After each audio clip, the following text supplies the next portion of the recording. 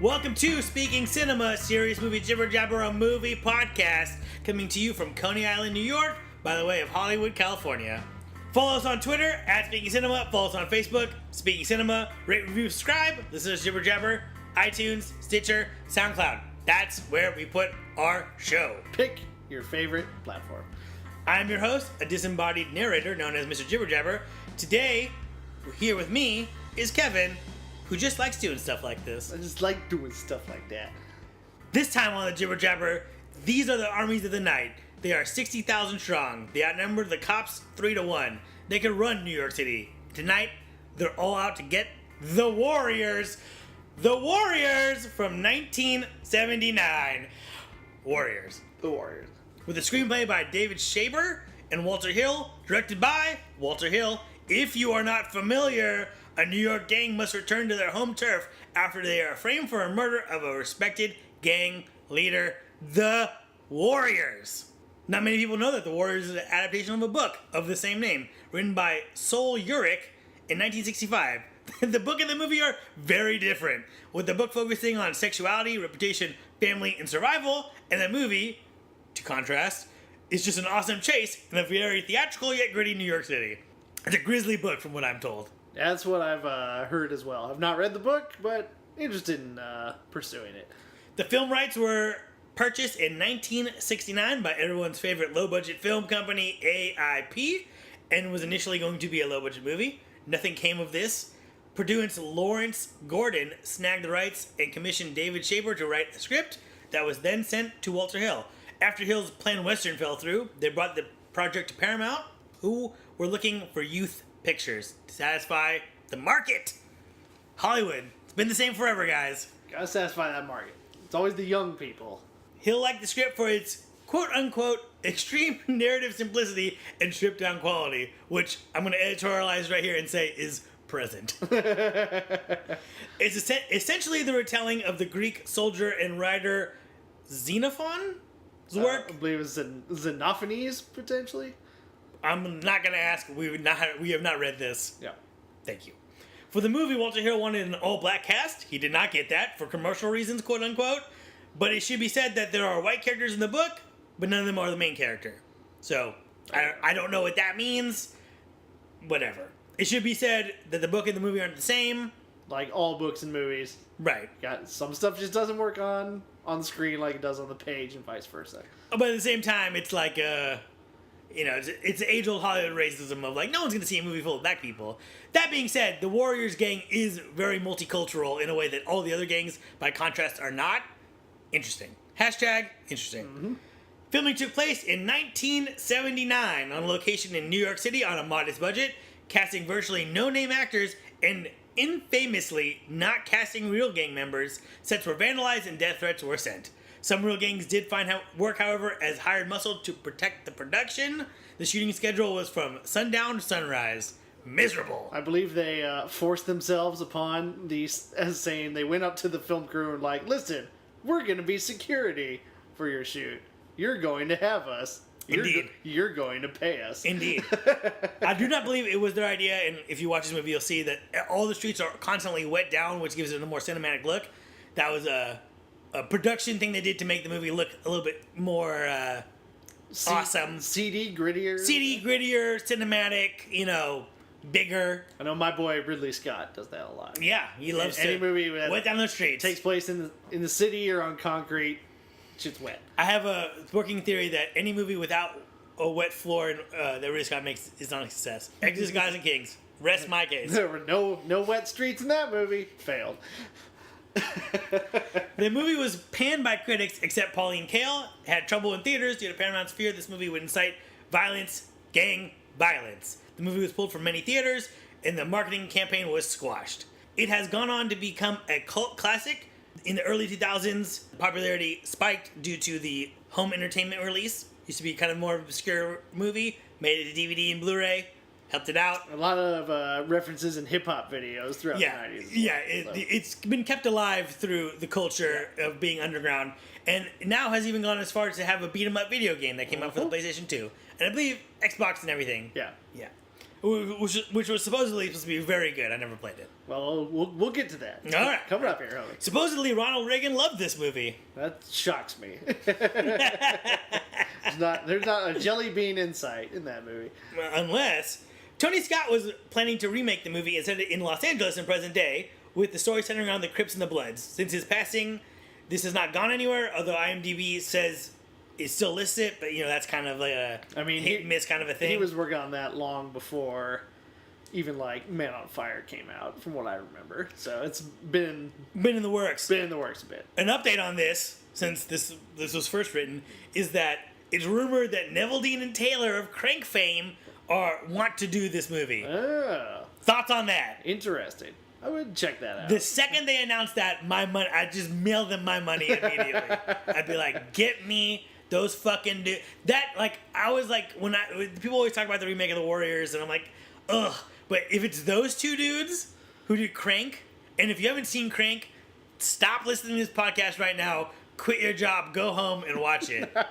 And Crank High Voltage has its moments, too. Oh, yeah, it's great. It's great. Yeah, great. Yeah, those guys they're very unhinged, so... They're not afraid to go there, which is the best part. So, yeah, that movie's one announcement away from getting all my money. All right. You could buy the Ultimate Director's Edition on DVD or Blu-ray if you're into the physical media, or digital downloads, iTunes, Google Vudu, Sony Entertainment Network. In terms of small subscription fees, Netflix, Amazon Prime, and Epix have it. Hulu lacks it. Hulu, come on. Get the Warriors. Yeah. Get the Warriors! They're broke on that Seinfeld money, man. I want all the Warriors. I want them all. All one of the Warriors. Yeah, they spent all that money on Seinfeld. They can't afford it. Yep. It's okay. So, so Kev, you're right here doing this podcast with me. We've both heard of this movie. We both love this movie, right? This is, I feel like, us. Just in these episodes, some of them are, we did election recently. That was kind of a. I kind of went into that, with my guard up. Like, I don't know if I'm going to like this. I've heard of this. I wasn't interested in it. But then it turned out to be really good. This is us just celebrating something awesome, right? And if you haven't seen it, it's time. Right. I hope we're the ones that help you discover it. We're doing this episode as an excuse just to watch this movie again. This is a great movie, right? Am I wrong here? You are not wrong. And you recently rewatched it. Just recently watched again. As of perhaps one day ago, as of this recording. Less than 12 hours ago. Less than 12 hours ago, and then we're going to watch it together again. So you're going to watch the movie twice in 24 hours. And I couldn't be happier. So happy. It's that kind of a movie. I mean, I remember this movie very fondly. You know what I mean? It has a real place in my heart. And it's just a bizarre movie that threads this thin line of being like super goofy with the gangs being like these theatrical gangs, but set in this gritty New York. It's just, I don't know. There's something about that thread that just fucking is fun. And also, it's my favorite subgenre of some bad shit happens and now we gotta go over here. Yep. And we just gotta run across this city. The simplest plot there is. The simplest and most effective. It's not, I don't know if I would call it a chase movie because there's not one constant thread of chase the whole time. It's like they're just in deep shit and they gotta traverse the city, and everywhere they go, if anyone sees them, they're in trouble. Mm-hmm. So it just, I just love this movie so much. I had an interesting path discovering this movie. I would like to hear it. So, I first heard about it because of the video game we talked about, the PlayStation 2. Interesting. They made. I was in PlayStation Magazine. I can't remember if it was the cover story or not, but Rockstar made it, and that was at the height of Grand Theft Auto. Right, Rockstar, famous for Grand Theft Auto, Red Dead Redemption, Manhunter. Yep. A known quantity in the world of video games. And they were coming off, I think, either Vice City or San Andreas, so they were like the big company at the time. Anyways, saw a feature on it. I was like, oh, this is a cool concept for a game. And then reading about it, it's like, oh, it's based on this 1979 movie, The Warriors. And we'll just say that most video games based on a movie are not based off of 1979 nothing. No. Especially when they're coming out in the year 2005. Yep. And it comes out directly after the movie has come out in theaters, or very shortly after. Right. Not years Transformers later. comes out July 4th weekend. Transformers video game comes out July 1st. Yep. It's not 30 years later we finally made that the very few games get this treatment. Jaws and the Warriors. That's it. Yep. And so yeah, I always had it in the back of my mind, like, oh, I should find this movie. Fast forward a bit, graduate high school. My dad and I go on a trip to Sandusky, Ohio, to go to Cedar Point, Hashtag Sandusky. America's roller coaster, to ride roller coasters. You a big roller coaster fan? Oh yeah, love roller coasters. And Cedar Point's the place to do it. Anyways, I had my portable DVD player that I had just gotten for graduation. Oh, interesting. And I said, I want to find a movie to watch. So we went to the Best Buy in Sandusky, Ohio, and I found The Warriors on DVD for $8. I blind bought it, watched it that night on my little 8-inch LCD screen on my little portable DVD player, and fell in love instantly. It was everything I could have hoped and wanted, and it was great. So, and then the game came out a year later, and that game is a lot of fun. Yeah. It's like Fatal Fury and Double Dragon, Yeah, Final Fight, all those kind of. It's a beat 'em up, kick the shit out of everybody game, with some really interesting mechanics in it. Which is perfect for this story. Yeah. Is it following the story of the movie? It's kind of pre the movie story, so it's like them working through some other relationships with the other gangs and beating up the other gangs, and then it eventually gets to the events of the movie, and then the last third of the game is basically the movie. So where you're just running and fighting different gangs. So yeah, it's just from top to bottom, it's a beat 'em up game. It's a lot of fun. Sounds awesome. I don't remember how I heard of this movie. I think it's what you alluded to earlier, where it's just the RZA referenced it, and Snoop Dogg did a lot in his videos. Yeah, a lot of people had samples of it, and then you had the wrestler Booker T he'd be like, "Can you dig it?" And I'm like, that's a pretty cool thing to say. And then people are like, "Oh, it's from the Warriors." And I think I had a vague cultural knowledge of it. And then some nerd I used to probably be friends with in high school. It might have been Matt. It might have been me, for all I know. It might have been some other guys. Just one day when it came out, just got it. We just popped it in, and it was just like, this shit is bonkers. It's magical in a weird way. Yeah. It sucks you in, and when you're kind of young and full of piss and vinegar, it speaks to you in just a really interesting way. It's an interesting movie. I feel like this movie is in the pantheon of movies where you're chasing this movie, right? Like when you see this movie or Aliens or Predator or Clockwork Orange, you're looking for other movies that are you want the imitations of this movie, right? Like, I want another movie like this movie, and I've never found anything close to it. You know what I'm saying? Yeah. It's like Star Wars. Like, you watch Star Wars, you're like, this is amazing. I would even take the Bobo version of this if it was just half as good. If it was a third as good. If it was a fifth as good. You know what I mean? Yep. And they're just movies that you're just like, this is just a joy to watch. You know what I mean? I don't know. It reaffirms my faith in sometimes you see a bad movie and you're just like, fuck, man, movies are just, and especially when you anticipate them, you know what I mean? You know what I'm talking about, right? There's a movie that you want to see and you're anticipating it, you're waiting for it, and it comes out and it sucks, and you're just like, fuck, man, what a waste. Yeah, you wasted all that energy and hope and faith, and it just bombed on you. And I feel like the Warriors, and maybe we're overhyping this for people who haven't seen it, but I just feel like the Warriors is just like ice cream, man. It's just delicious. Mm-hmm. Strawberry ice cream with chocolate chips on it. Boom. Delicious. Are you familiar with Walter Hill, the writer and director of The Warriors? Definitely only really familiar with the movies he's produced, not so much the movies he's directed. What has he produced? He produced Alien, I know off the top of my head, or was one of the producers on Alien.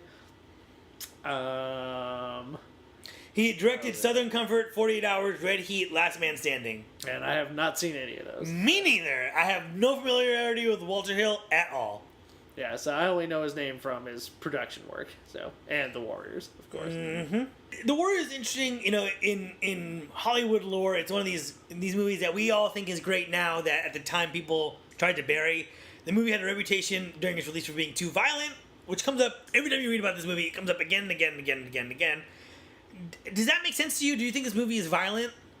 Having watched it again recently, it's not that violent. Right. In terms of, You know, a lot of people say Pulp Fiction is violent. You know, it's a super violent movie. So much of the violence is off screen. Well, but in Pulp Fiction, I feel like the tone of the movie and the storytelling, both visual and, you know, I guess literal or written, you know, is very tense. So when the violent scenes come up, you know that no one is safe, that anyone could die, and that even worse, anyone could suffer fates worse than death, right? Yeah. But I feel like the Warriors is, I would almost say, like, lighthearted. It's like actiony in the way, I know you don't like the Bourne movies, but in the Bourne movies way where you're just like, come on guys, you can do it. You know, there's never like, you never think like, oh, like this guy's gonna get tortured to death now. You think like, it's not a dark violence, like a really, like you said, this super downtrodden, everybody's gonna die and it's gonna be horrible. It's just like dudes beating each other up, you know. And while people may or may not die, get caught by the cops, etc., whatever, we don't dwell on any of that too long. It actually underplayed the tragedy of people's fates. Yeah. You know what I mean? Like, not to spoil it or anything, but it's just like, you know, the inciting incident is a death, and right before that guy dies, we're very much so behind him, and then he dies, and we never come back to it. You know what I mean? Yep. So it's just an interesting thing of like, I don't think it's too violent. I think what's interesting though is that, you know, Paramount canceled the press release and told people let exhibitors not show the movie to avoid gang violence, and I think what they were really afraid of is not the movie, but the audience that the movie would appeal to, which is like young inner city people and perhaps gang members who would hear that there's a movie about gang life and then want to go see it, right? Right now, this weekend we're recording this the same weekend that Straight Outta Compton's coming out. And a lot of the same issues are coming up. Same issues, but handled more responsibly, where it's like, okay, so this movie's probably going to do very well in inner city, especially in poorer areas where you know, it's a known quantity that this is going to do good in poorer areas, right? That really love that group, NWA. This group, NWA.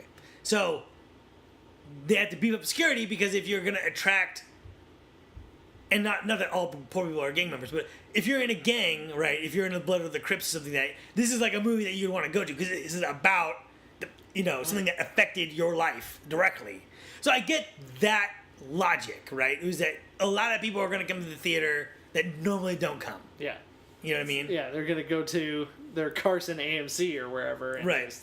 You're going to attract all kinds of different people from what you perceive as an unsavory bunch. Right, and that's not and again, we're not saying that you being the man. The man. So. And that's not poor people because, you fucking,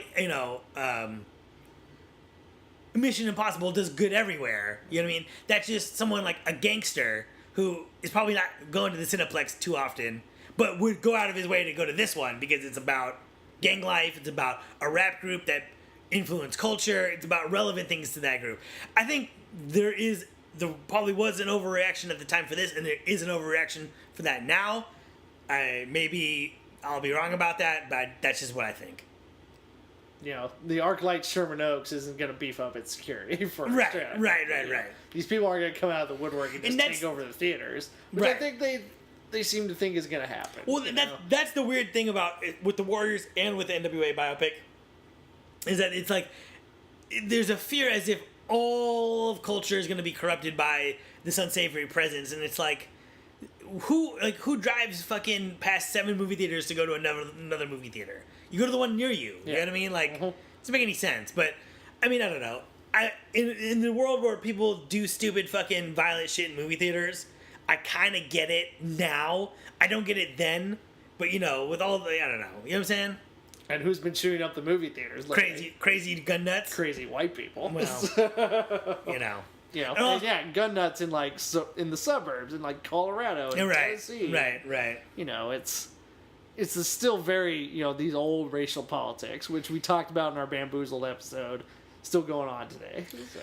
So and it's interesting that in the 70s, Paramount was willing to dump the Warriors, right? Like dump it.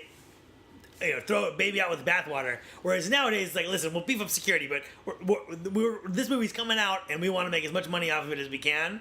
So it's an interesting thing. And if there's the hype behind it, if some people on Twitter are talking about it, if people, there's a lot more outlets for people to communicate. If it's getting this reputation, it's going to make some money. Right. People are going to see it out People of are curiosity. curious. Yeah. Even if they weren't already planning to see it. So, it's you can have that message too. It's like, yeah, we want to. If people are talking about it, it's going to make money. And I hate to break it to you, but that's what the movie business is all about. It's show business, not show art. Show art. So, how do you feel about cult classics?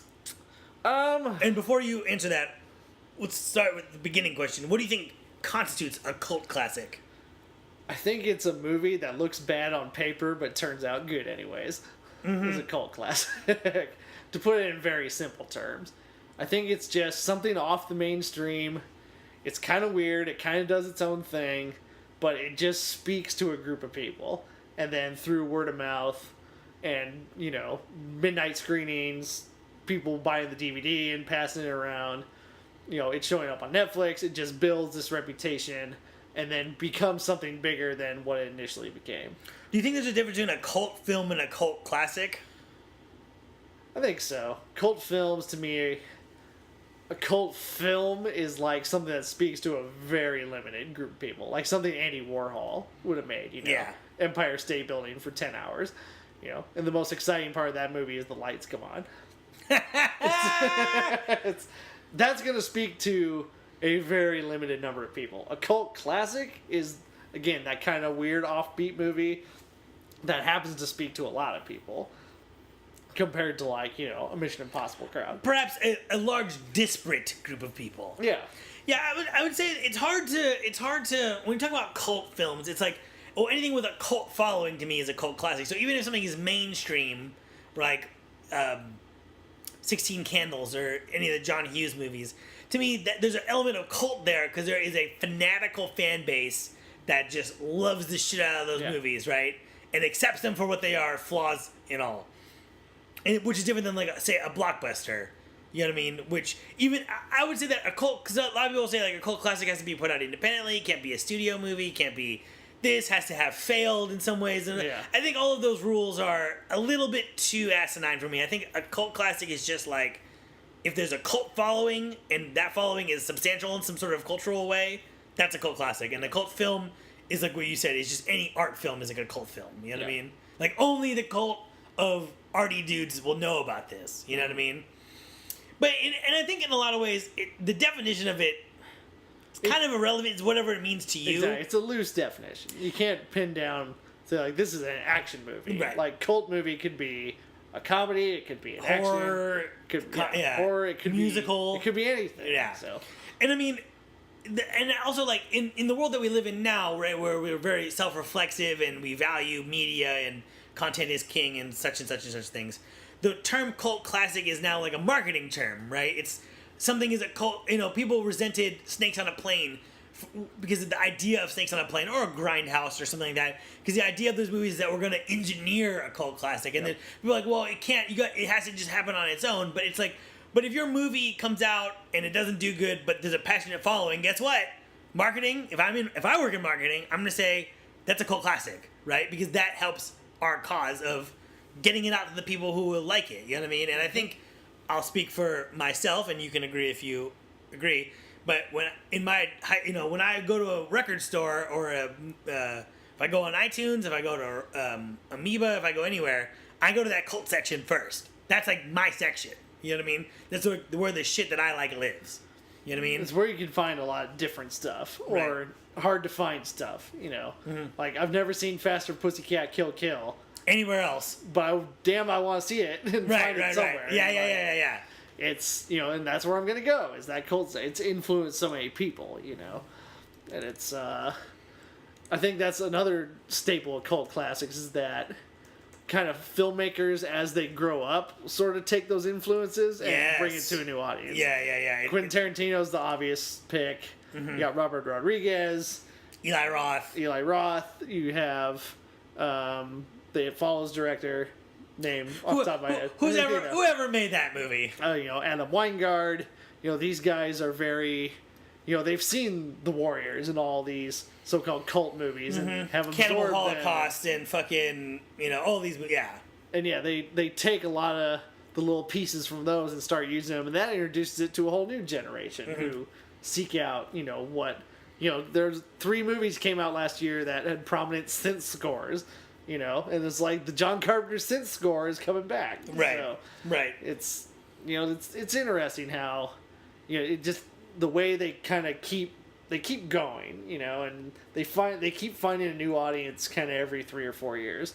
We're in a renaissance of Wet Hot American Summer right now. Right. Because Netflix made a little limited series, brought all the people back together, because it's done so well on their platform, and it was completely misunderstood when it came out. Right. But happens to now feature tons of famous people, who a lot of that was their first movie. Right. And just through the years of watching it in dorm rooms, watching it at midnight screenings, it's found its audience. Right. So then, circling back to how we started this conversation, how do you feel about cult classics? What's your take on it? It's case by case for me. Some of them are like, I get why so many people have latched onto this and why they think it's so good. And some I think are just really just way too weird for their own good, or just trying so hard to be a cult classic and be weird, right, that they just kind of fail. Yeah, I mean, cult classics I feel like do fall into the trap of nostalgia, and also fall in the trap of people forgiving something for what it's trying to be as opposed to what it is. You know what I mean? But at the same time, if it's too self-consciously bonkers, I think, like Snakes on a Plane. Right, yeah. And, there's Sharknado and, Planet Terror and Death Proof, which I like some of those, don't like other ones. But yeah, they're very conscious of what they're trying to do. And sometimes that's for their benefit, and sometimes they just go over that line, and it's just nothing. Right. It like all genre, it's a weird genre because defining it is difficult, and it's not like you'd find all comedies are funny, but all cult classics aren't violent. All cult classics aren't sexy. All cult classics aren't horror. All cult classics aren't this, that, and the thing. Like, Wet Hot American Summer is a cult classic, and so is Cannibal Holocaust. Those movies could not be different. Yep. More different. So, I don't know. I love the idea of them. I love the idea of discovery. I love the idea of something that is underappreciated, but people celebrate it, despite the fact that it doesn't have the mainstream accolades that a lot of movies do. The fact that even if something doesn't win awards, it can still mean things to people. I love all of that. And truth be told, if I was to make movies, I think I would be happy if I made my way into the cult section. You know what I mean? Like, that's good enough to me. Yeah. You know what I mean? That's a perfect, you know what I mean? Like, there's no shame in that. I think there's a lot of people who made movies that fit into the cult section who don't want to be in the cult section anymore, or never did. You know what I mean? I think Cronenberg is kind of that kind of a guy where he's like, I never wanted to make horror movies. I just made movies about things I'm interested in, and it's like, I don't have that same kind of shame. I think it's kind of cool. Yeah, and I think another thing about cult classics is I like the idea that someone could be really passionate about it and someone else could just hate it. Yes, yes, like, yes. Your parents would hate watching, The Warriors or Pink Flamingos or something like that. Pink Flamingos for sure. If your parents like Pink Flamingos, you got pretty cool parents. Yeah, they're down. I think my mom liked, fucking, this is like, I already opened this door. The ultimate cult director is John Waters. I watched Rocky Horror Picture Show with my mom. Oh boy. And I remember being like, what the fuck is this? Like, this movie is just bonkers. And I don't remember and it surprises me I don't remember what she thought of it. But that's not a movie I want to watch with my mom. That movie really only works in the midnight setting, I think. Like, with the crowd, with the singing, with the stuff, fucking dancing. With the toast, with the rice. All of it. Because I've done it both ways. Watched it at home, and just thinking, this is just stupid. And I've gone to the midnight screening, which every Saturday in LA at the Newark Theater on Pico. We still gotta go to that. We gotta go. Because the midnight screenings of Rocky Horror are a blast. They are so much fun. And it makes that movie make sense in a weird way. But yeah, that power does not translate to like home. I feel the same way about The Room. Yeah, definitely. Although I will personally watch The Room on my own. But that midnight screening with the footballs, with all the stuff with the spoons. It's The like spoons. The Room doesn't make. I think after you go to the midnight screening, you can watch it at home and understand what's going on here. Like, because I think alone, left to my own devices, that movie is just completely inept, right? And I can't stomach that. But to watch people celebrate it, it's an interesting thing. We gotta wrap this conversation because we can talk about cult movies for the next hour and a half. You know what I mean? Because there's a weird thing of we do judge ones that like try too hard. Like if you're trying too hard, we don't like the idea that you're trying so hard to be a cult movie. But something like The Room is so bobo bonkers. It's like that guy doesn't even know what normal looks like. He's never even seen it. Like that guy watched the guy Tommy Wiseau's idea of what a movie is and my idea of what a movie is, even though we've watched a lot of the same movies, is completely different. So I don't know. It's an interesting category of movie. It means but what I like about it the most, and I think this is the takeaway, is that if someone refers to something as a cult classic, I think the intrinsic message is that it means something to them in a way that is personal. You know what I mean? Yeah, it's definitely a personal experience. Right. Even if they like that it's not mainstream. They like that their mom and dad wouldn't watch it. Right. They like that the Oscars it's aren't theirs. Award it. It's my movie. Yeah, it's not the Oscars. It's not your moms and dads. It's not even your friends. It's just kind of you and some other knuckleheads who see it the same way you do. Mm-hmm. Demons. The Item. You ever seen that one? Are we just gonna name cult classics here? That was one. The Item. I've never heard of this. I had a group that just loved that movie, and I watched it once with them, and I just could not make heads or tails of why it would appeal to anybody. I felt the same but way. it was their little movie, So what? If it means something to them, I'm all for it. Yeah, I tried El Topo, and I'm like, I don't get this. Like, I don't know what's going on right now. That movie is pretty wild. So yeah. All right, so. Is there anything else you want to talk about before we get into rapid fire here? Nope. Let's get into rapid fire. Rapid fire. Are you a fan of rough and tough dude brawling pictures with women getting a chair to the face? Yes or no? Yeah. Yeah. I don't think a woman needs to get a chair to the face for me to enjoy a movie. But if she deserves it, chair to the face. York, England, or New York City? New York City. I'll say New York City. Never been to York, England. Never been to England. Nope. York pudding or street pretzel? I'm gonna go with York pudding on that. I'm gonna go street pretzel with the dip. I get the cheese whiz. Need the dip. Without the dip, go back to the York pudding. Yep. Coney Island dog or saltwater taffy? Ooh. Saltwater taffy. I'm gonna go with saltwater taffy too. Fresh saltwater taffy. Because I'm not really sure what's on a Coney Island dog. I think it's just a chili dog. Let me look it up. Pretty sure. But dude, fresh saltwater taffy, like right out of that taffy churner. Oh man, so good. So soft. So tasty. Just that hint of salt. Love it. Okay, so beef and pork European style Vienna sausage with lamb or sheep casing, aka a hot dog. Mm-hmm. Beef heart based sauce, yellow mustard, white onion. So yeah, just raw onion, mustard, and chili. Yeah, it's chili dog. Mm-hmm. Sounds about right. Mm-hmm. Would you mess with the orphans? Yeah, the orphans are a joke. You're gonna see in this movie coming up. Yeah, the orphans, they're a Bobo gang. Total Bobo gang. Carnival games, work or shoot? Shoot. You think they're real? You think that it's a work?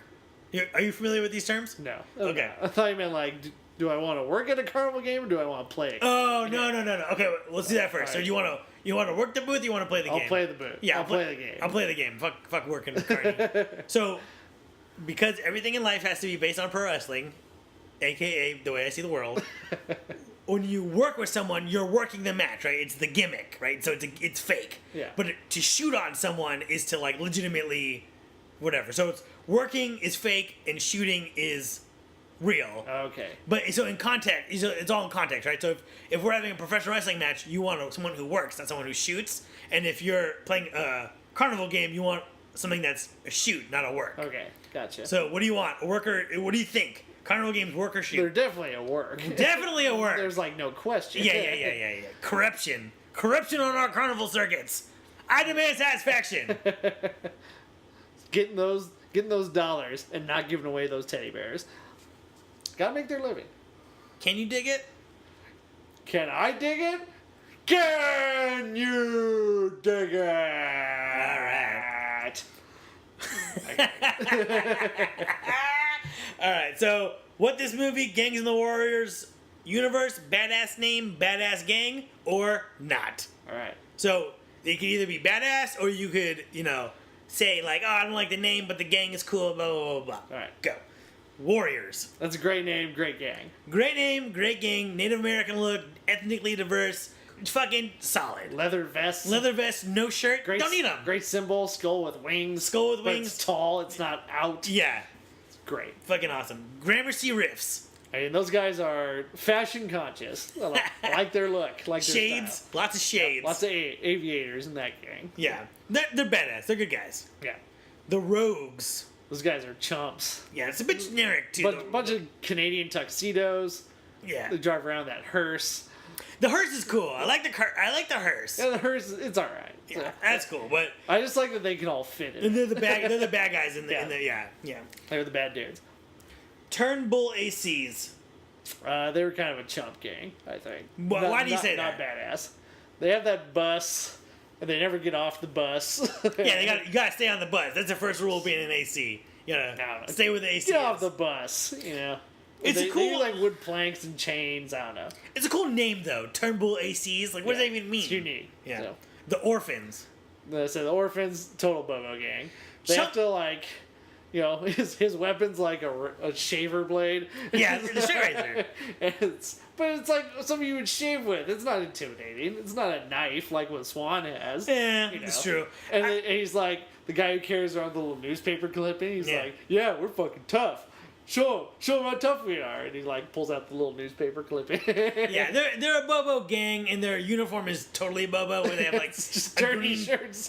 Green T-shirt tucked in with the word "orphan" spelled out diagonally. Yep. But it's a cool name, the Orphans. You know what I mean? Like, if they were if the people who are in the Warriors were called the Orphans, you'd be like, don't fuck with those orphans. Yeah. You know what I mean? They're upset. Yeah. Don't have parents. Don't have any parents. No one loves them. Baseball Furies. Oh yeah. Great gang, great name. Makeup's a little funky, but it adds to their look.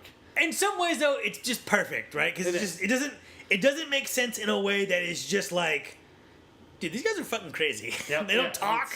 Yeah, they don't say a word. They have baseball bats. Yeah, I wouldn't mess with those guys. The Lizzies. I'm kind of indifferent to the Lizzies.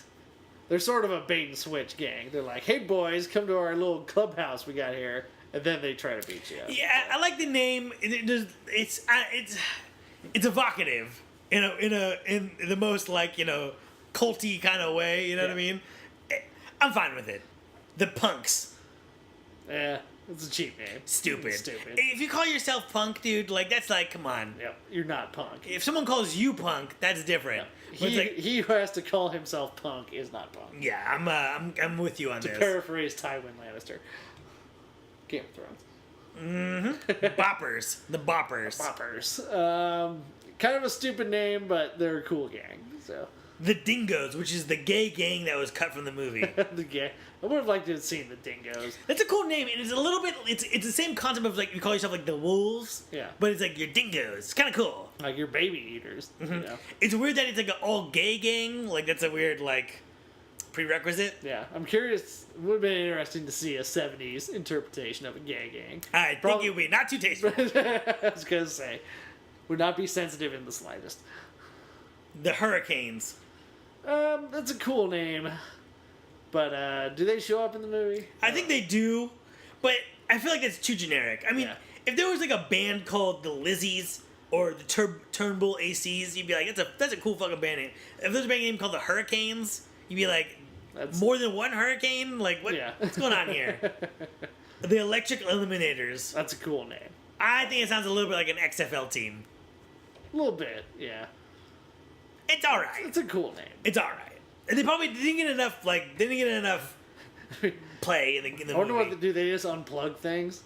Like, we eliminate the electricity! So the thing is, it doesn't actually make sense, right? True. I don't know.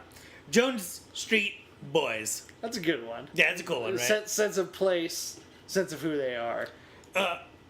Maybe a little bit too tied to a place. You know what I mean? But you know, True. it's all right. I'd say it's okay. Yeah. The Savage Huns. I like that. That's a great name. This is exactly what I want in a gang name, right? Those Like, guys probably have swords and, spears. Like, those guys, that's a scary name. Yeah. Scary name. Like it. Speaking of, the Satan's Mothers. I mean, Fantastic. does it get any better than that? The Satan's, like the multiple Satan's mothers. Mm-hmm. Multiple mothers. Yep. The Boyle Avenue Runners. See, that one, that just doesn't roll off the tongue. Yeah, and I feel like it's the same problem as the Jones Street thing. It's like, who are you? You're from this place? Okay. You're from Boyle Avenue and you run. All right. The Moon Runners. Moon Runners. Don't like that. It's better than Boyle Avenue Runners, but not by much. Nah. Van Court Rangers. Yeah. Don't like that. Van Court sounds like a gated community. And then Ranger sounds like you're a do-gooder. It might be Van Cortlandt, but I don't think it helps anything. Even that sounds like a gated community. So The Panzers. The Panzers. That's not bad. It's a little old school. It's okay. It's not this, it's not that. It's just kind of más o menos. Panzer's better as a singular name, like Panzer Tank, not the Panzers. So sounds like kind of like Pansy. So I'm sure that's what all the bully gangs tell them. Probably. And last one, the Gladiators. Come on. Yeah. We get it, you guys. Yeah. Gramercy riffs would turn you up. You know what I'm saying? The Savage Huns, they're not afraid of the fucking gladiators. Nope. Yeah, a little played out. So that's the Warriors. Talked about cult films, talked about the Warriors, talked about lots of things. Gonna get into this here. Watch this movie. What are we gonna watch? It Hulu, Netflix? Probably on Netflix because Netflix has the non-director's cut. Oh, this is something we should mention here. Actually, there's two cuts. There's the regular cut that is the 1979 version. Mm-hmm. Original recipe. Right, and then the director's cut is different. How? It has these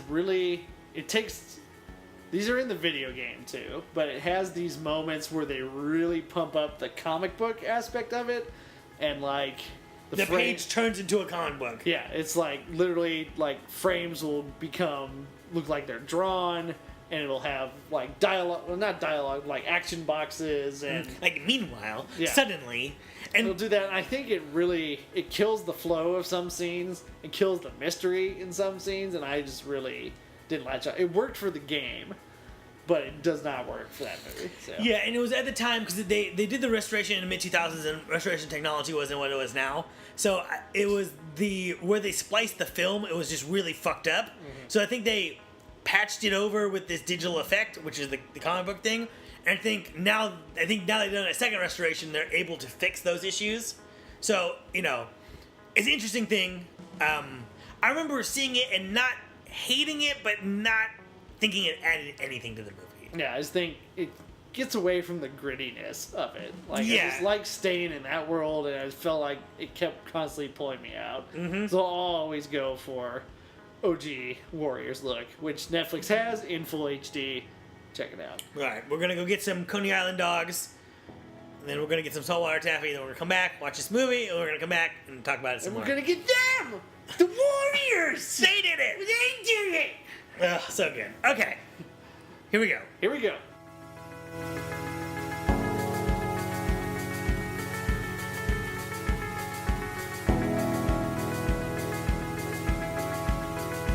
And we're back. We're back. The Warriors, just watched it. Kev, where'd you watch it? Watched it after we recorded the first half. Watched it with you. Right, we watched on Netflix. We watched, I'd say, 70% of the movie, or maybe 60%. But I had watched it the day before. Right, so you're too deep. Yep. So then I finished it midweek after we recorded that on Sunday. Then I watched it probably like Wednesday or something, or Monday, or somewhere in there. And then now it's Saturday again. So we're back. Warriors. Talking Netflix. Warriors, sorry. Talking Warrior Talk. Talking the version without the fucking comic book shit. Yep. Wait, that's the one that Netflix has. Is the original 1979. And then the one with the comic book shit. That's the quote unquote director's cut. Yeah, the ultimate director's cut. Inferior to the original. We'll just start. Can we start off right there? Just before we'll summarize the plot of the movie for everyone who hasn't seen it in a while, or maybe has never seen it. But just if you're gonna see this movie, you could do a lot worse things with your time than watch the Ultimate Director's Cut, but if you don't have to watch that cut, don't. Because it watching this cut again, you don't need it. It's just completely unnecessary, and it is, I think it is, it's not like it's neutral, I think it is a negative experience on the film. You know, you just watching it this way, it was just it's just perfect. It didn't need anything added or subtracted or thrown on top. Yeah, we don't need the Star Wars treatment. No. But unlike the Star Wars treatment, you're able to get the original cut still, so that's good. I wonder if Netflix was like, yeah, we don't want that one. Give us this one. And I think they had the director's cut for a bit. And then I think they got my letters then. Enough people probably bitched. Yeah, now it's the original. So. All right, so you want to give a quick but thorough summary of this movie? Yes. All right. So we are in 70s New York. We have a gang called the Warriors. All the gangs in New York have been summoned by the head of the Gramercy Riffs, who is Cyrus. And it's for this big gang summit that nobody quite knows what's going to happen. So the Warriors take the train from Coney Island to the Bronx, which is 25 miles. I looked up on Google Maps. Oh, good. And they get to this summit, and Cyrus wants to bring the gangs together to take over New York City. Because he says they have the numbers, they have more gang members than they have cops in New York. So therefore, they can run the city. And all the gangs love it. The whole place is cheering. You'd say they could dig it. They can dig it. Then, a member of the Rogues named Luther shoots Cyrus in front of everybody, and he blames it on the Warriors as the way. And the cops show up, and there's chaos. People are running around. Luther blames the Warriors. Their leader, Cleon, gets killed by the Gramercy Riffs. The Warriors escape into a graveyard, and then the Gramercy Riffs basically put a bounty on their head. And alive, if possible, if not wasted. If not waste them. And then the Warriors have to try and get their way back to Coney Island with every gang in New York City, as we've seen, is a lot of people on their tail. That's the Warriors. Right. And then they go through different neighborhoods. They have to try to get through, sneak through, fight through. They get caught. They get separated. They get killed. They deal with cops, gangs with weapons, gangs without weapons, right. Gangs in neutral territory, getting stuck in areas in close quarters with gangs. And then they finally get back to Coney Island, and they have a showdown with the Rogues, and then the Riffs show up, but it is revealed that in a delicious off-screen reveal to the Riffs that they're like, oh, the guy saw who shot him. It wasn't the Warriors. Well, there's one scene where they're like, hey, this guy's got something to say. Yeah. And then that's when the Riffs learn that the Warriors didn't actually do it. It was the Rogues. Yeah, the Riffs show up at Coney Island and presumably beat the shit out of the Rogues. I mean, I think in the world of this movie, I mean, to say that they beat them to death is not. I mean, I think that's clearly implied that they're just going to be murdered on the beach. Yep. And then Joe Walsh plays, and the credits roll. Yeah, and they hold hands and walk into the sunset on the beach. It's the sunrise. I apologize. It was the sunrise. We're not used to that. When we think beach, sun, it's the sunset over here on the West Coast. Right. Sunrise on the East Coast. Actually, that's interesting. That is a coastal bias that I did not think of. So, Kev, overall, what'd you think? I mean, this movie never gets old. It's just always, it's 90 minutes. It doesn't take very long to watch. It's just, you kind of see new stuff every time, just little details like in the costume or the set design or, not necessarily a set, but the way they dress the city. And it's just a really fun, breezy, perfect little cult movie. And I never get tired of watching it. And this may shock you, I completely agree. Yep. From frame one, so you open the way the movie opens. It opens on a neon landscape of Coney Island at night, and they show the big Ferris wheel, and you're just the Wonder Wheel. The Wonder Wheel, and you're just like, I'm fucking in, from the get. You know what I mean? It's got this great synth score by I believe it's Barry Laszlos. Is that the guy's name? I'll look it up. So. No, we can start with the music. The music's phenomenal. Yeah. It's fucking phenomenal. And it's like, okay, well, let's actually take one step back from the music and start with this movie is impeccably made, right? Yes. Like, say what you want. I'd say like maybe one or two actors that are kind of hamming it up a little bit.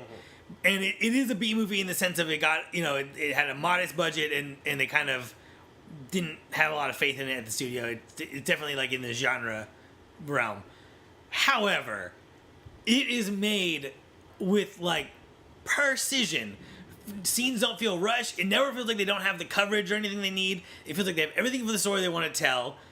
And the way the scenes are constructed, they never use the music to like, you should feel scared, you should feel this. It's always like you're already feeling it, and then the music comes in, and then you're like, oh, it's like a guitar solo in a Motorhead song, right? Where it's like you're already feeling energy, and then this fucking thing comes in, Filthy Phil comes in, and then you're like, you just want to like, explode. Yep. So it's like, there'll be the scene, there'll be a scene like when they're fighting the baseball furies and they're running away from them, right? And they start running, and then the music comes in, and you're already like, get away or kill him. I don't know. And then the music comes in, and you're like, yes, So the music is just out of the control good. And the editing also out of control. Yeah, it's precise, but not rudimentary though. Like, no, they do some really interesting like cuts and. They build tension just through editing. Like really good pacing. Like when they first meet the baseball furies,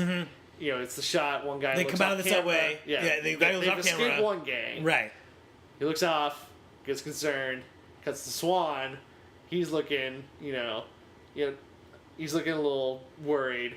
Cut to another person looking worried. Then cut to baseball fury. Cut to close up of shit. Cut to close up of baseball fury looking like a cross between the Yankees and fucking Kiss. Yep. Right. Close up. Then you go to a medium shot of them, and then we go down the street, and they're all just standing in the street, which makes very little literal sense. Like you guys are just standing in the street waiting for someone to come out of this the subway stop. I mean, it doesn't make any literal sense. But emotionally, it's just this oh fuck moment, and these guys look crazy. Yep.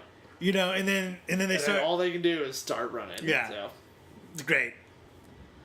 So, and that's one thing that I think needs to be stated is that this is a cult movie, but just in terms of like just in terms of the filmmaking, it's just really great. Like there's that fantastic shot that we saw where they're running into the subway stop. I think it's after they fight the orphans. Yeah. And the camera is moving with them as they go into the first floor door. The camera cranes up to the bridge that connects the platform to the building, and then you see them all come through that. And it's just that fluidity of like just showing the whole scene and not having the vision not to cut. Yep. Ugh, so good. It's really Walter Hill just really smart putting this thing together, and and they didn't have a big budget, but the way they light the streets throughout the whole thing, it's just these great, like, chiaroscuro lights, and you can always see, like, a million miles down an alleyway or down a street. And, like, it's not easy to light an entire city block, Right.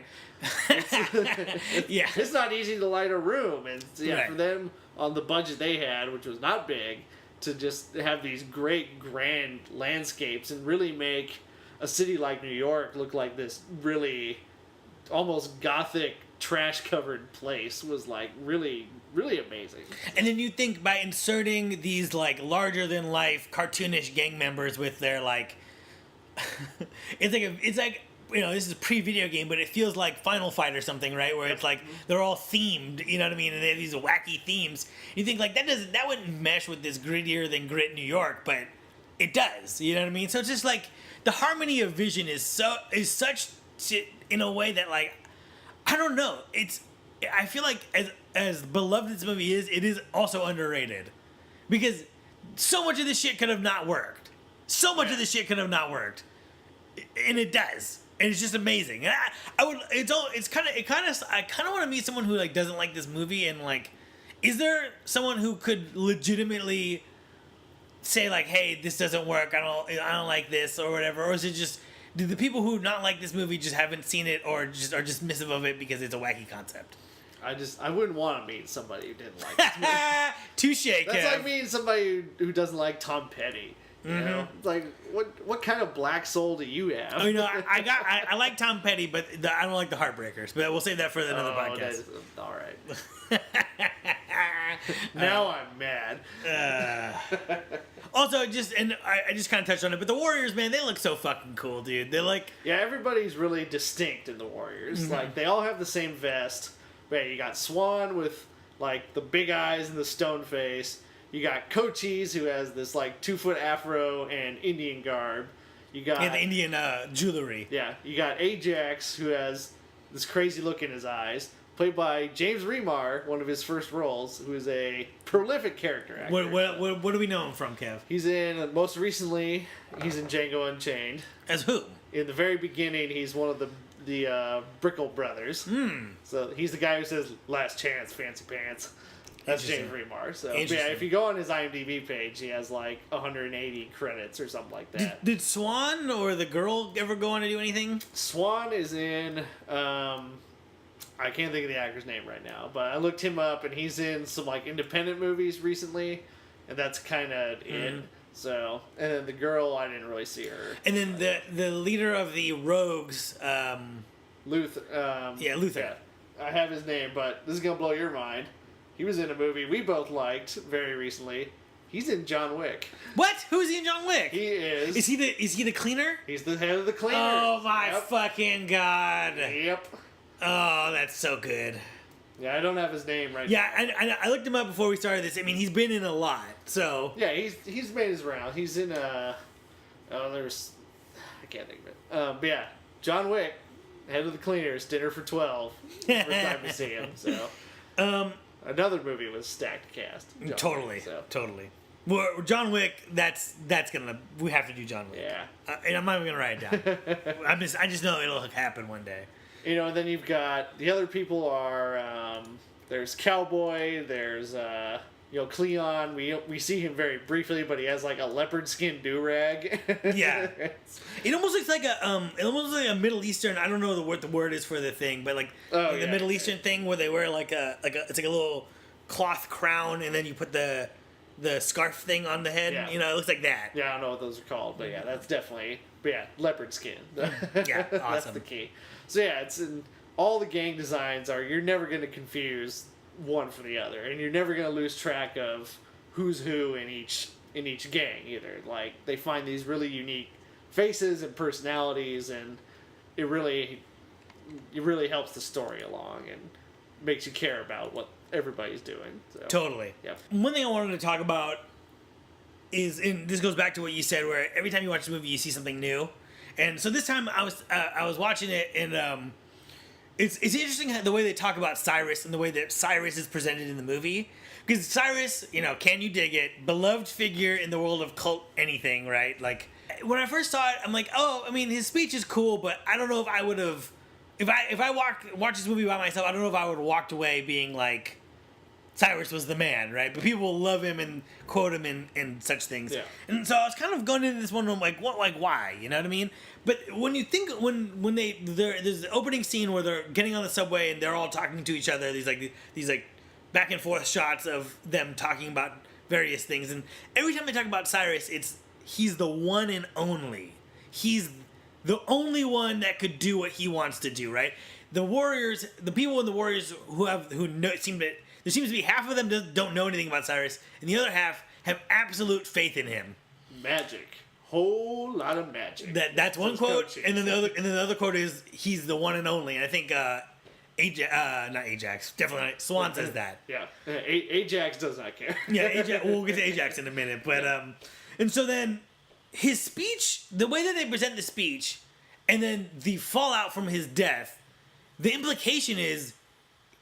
A, he's right, that they could and should run the town, and B, his death is a tragedy, and the tragedy is not only his death, but the idea that now this dream of running this citywide criminal operation will fall apart. Yep. You know what I'm saying? Like, his plan, which, as law-abiding citizens, we probably would not get behind the idea of of wacky street gangs running the town, and we see how the street gangs treat people. I mean, when they're all in the opening montage, when all the gangs are walking towards things, they're intimidating people. They're they're scaring being random pedestrians. right. They're being hoodlums, and it's like his master plan is for the hoodlums to run the whole city, and we are to believe that like that's a great plan, and it's interesting. And I think that people who really connect to Cyrus kind of agree with that. Although they are courteous they do buy their tokens and put their tokens. Oh, I love that scene. That one. The one I think I want to say it's the Turbo ACs, but I'm not sure. Yeah, the one guy gets a bunch of tokens, and then he just starts putting all the tokens in as they walk through the turnstile. They're not jumping over the turnstile. They're paying their money. Does New York City still have tokens? I have no idea. I haven't been there. Because the LA train has no tokens. It's like it's kind of on an honor system of did you tap your tap pass or not? The tap card. I don't like it. I've seen people get tossed before for not tapping the tap card. Yeah, but I think I told you the story. My girl, the guy was arguing with the cop, and he's like, "If they didn't want me to get on the train, they shouldn't have let me on." And the cop was like, "What the fuck are you talking about?" And he's like, "If I wasn't supposed to get on the train, how come it was so easy?" And the guy's like, "Get off the train." Get off. He almost got. There was a minute where he was getting away with it. He almost convinced that cop. Almost, yeah. Almost. In the confusion, the cop was almost like, and then it didn't work. What do you got? I like in the beginning, going back to that opening montage, they show how far away they're going from home by following the subway map. Yes. Like there's shots of like if you do New York, this movie would make a lot more sense in that geographic sense. Yeah, if you've never been to New York, you don't know how far Coney Island is from the Bronx. Well, it's like, is that a brisk walk, or do I need to like fly there? You know? According to the that one dude with the hairy chest, it's 100 miles or more. Like, no, Cowboy's the one with the hat, right? Oh yeah, that is Cowboy. It's the one guy who has a hairy chest and like a doofy haircut. Yeah, and he's kind of like, those guys were scary dudes. Yeah. It's total. Yeah, Guido, New York. Yeah, he says it's 50 to 100 miles. Yeah. It's 25. Yeah. that dude and Kochak's, the guy with the Native American hair, they're the only two actors that I think kind of are like a little bit... Cochise has moments where he's kind of like, you're not quite in the moment right now. But... It's all with the chicks. When they're with the Lizzies, he falls apart. Yeah. But when he's alone with his bros, I think he does an okay job. Yeah. But yeah. Other than that, by the way, I want to say that everyone in this movie, I think, is giving a good performance. You know, I think the guy who plays Swan, again, I can't remember his name, but I think he gets a lot of flack. I really like his performance. You do like? I do. Yeah, I really me too. Do. It's very steely, and he does a lot with not much. You know, he does a lot with his eyes and a lot with just kind of the way he tilts his head and his looks. And I completely agree with you. And I also think that this story and these characters are very simple, right? They're a street gang. They go to this thing, and it goes wrong, and they got to get home, right? So there's not a lot for them to do other than to be cool when there's time to be cool, and to be stressed when it's time to be stressed, and to be fighting when it's time to be fighting, right? There's not a lot of other things going on, right? They're in this moment now, which is kind of which I think is the movie's strength that people hold it against it, is that the movie is in its own presence, right? These are not characters who are thinking about tomorrow. They're caught up in now. And when you lose focus on now, you get killed. You know what I mean? So, and then he has his little, his heat and then eventual, like, love with with the girl that they find. Yeah, with Mercy. And, a lot of people are like, oh, he hates women. And to a certain extent, he kind of does. But it's like, he views her as someone who is just seeking, he's just like a gang hopper, right? She's just... the best opportunity, and he calls her out for it. But then she shuts him down because she's like, I've seen my future, right? It's all around me. It's like being a fat housewife, with cockroaches in a shitty apartment. You know what I mean? Like, there's no future, so I'm going to enjoy my life now. And after that, he kind of backs off of her because he doesn't understand her. I mean, these guys are not educated dudes. They're good at what they do, but, and they're having a real bad night. You know what I mean? So it's like... There's not much else to... consider. It's right. Like literally everybody's out to get you. Right. And the movie takes place over the course of maybe 4 or 5 hours, like at the most 8 hours. They get there late at night and they don't get home till the sun's coming out. Right. So it's a long night. So maybe if the movie was longer, I would concede to the idea that, these characters are thinner than they are. You know what I mean? If they didn't add anything, but it's like, yeah, in 8 hours where you're running for your life for 7.5 of those 8 hours. You know, what do you want? You can really do. What do you want? Although I did think there was one good moment, a really good character moment. I really like, and I felt like I didn't notice it till I watched it this time. When they get on the last train to Coney Island. Yeah, okay, I'm glad you said this. And the problem couples come on. Mm-hmm. And yeah, they kind of look at Swan and Mercy. Well, at first they're just giggling and whispering in each other's ears and being, you know, fucking teenagers. Yep. And then they look at Swan and they look at Mercy. And then, you know, they kind of see it as like, oh man, these guys are gangbangers, you know, whatever. Then there's a close up on Mercy, and you can tell she's thinking that could have been me. Right. You know, like I could have had this life. Right. And at first it shows their feet, and Mercy's feet are just like covered in like subway grime. And then it shows they literally walk through the subway. Right. She and yeah, they've been running for their lives the whole night. And it shows her. Then it goes up to their face, and then you definitely, I'm completely with you, where you feel like she is like, you know, this is what I could have been. This is what I want. You know, this is what we were denied. And then she kind of goes to like brush her hair, you know, to like kind of pretty herself. And Swan grabs her arm and prevents her from doing so because he's kind of like, don't give them the satisfaction. Yep. And then then these kids are also afraid of them. They look at Swan and her, and you know they're like, these are gangsters. You know what I mean? They get off the subway and they're kind of like, I mean, Swan is beat to shit. You know, he's got a huge blood bruise on his face, and he's got he's dirty and grimy, and he's had a bad night. So yeah, these kids are generally like, oh, this is street trash. Yeah, you know. Yeah.